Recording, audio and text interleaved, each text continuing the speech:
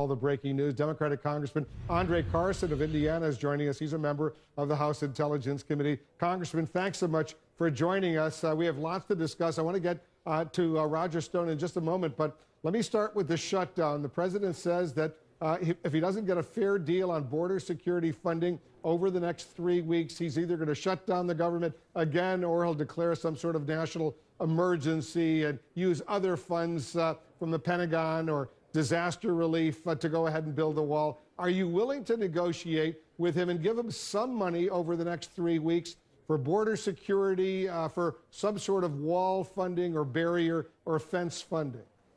Speaker Pelosi is a capable negotiator. I think that Democrats want what's best for the American people. President Trump cannot get over his obsession with this wall. Today, Wolf, our office, along with the city of Indianapolis, Mayor Hawkstead and other NGOs and nonprofits, held a resources event for folks who have been furloughed and federal employees who haven't received their checks to come and get assistance. And people are stressed, people are tired, people are fatigued, people have mortgages. And so to come to some kind of agreement or deal is the right thing to do. We have to take the wall out of it. I think that we could look at a plan that provides technology in the form of radars and sensors, have more Border Patrol agents present.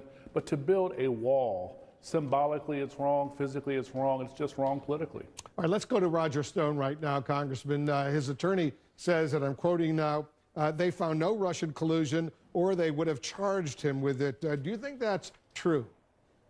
Well, I think if you look at Flynn, you look at Manafort, you look at Cohen, and now Roger Stone, it's clear that there are people, Trump's organization and team, who feel as if they are above the law.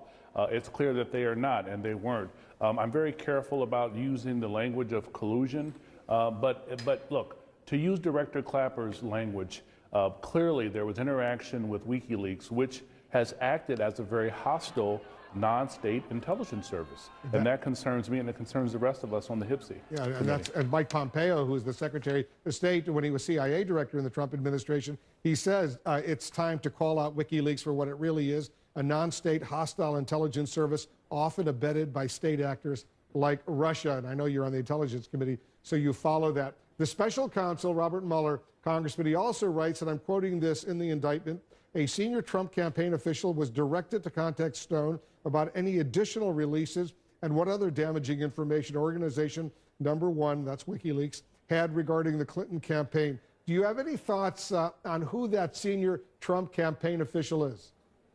I have great faith in Director Mueller. He's an accomplished investigator and law enforcement officer, fellow law enforcement officer. One would think that that would be President Trump himself. So you don't know that for sure, but you suspect. I don't know it for sure. I'm not saying it definitively, but as the investigation unfolds, we shall see.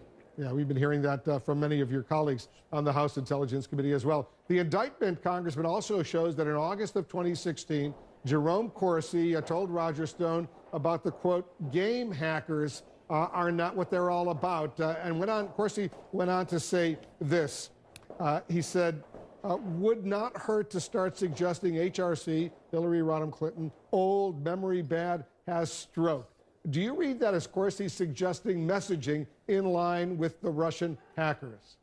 What I read into it is someone set on disparaging Hillary Clinton's efforts, her accomplishments, and kind of minimizing her.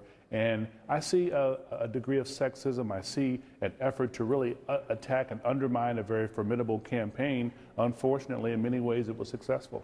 Roger Stone says he's falsely accused of lying to you and your fellow members of the House Intelligence Committee. What's your reaction to that?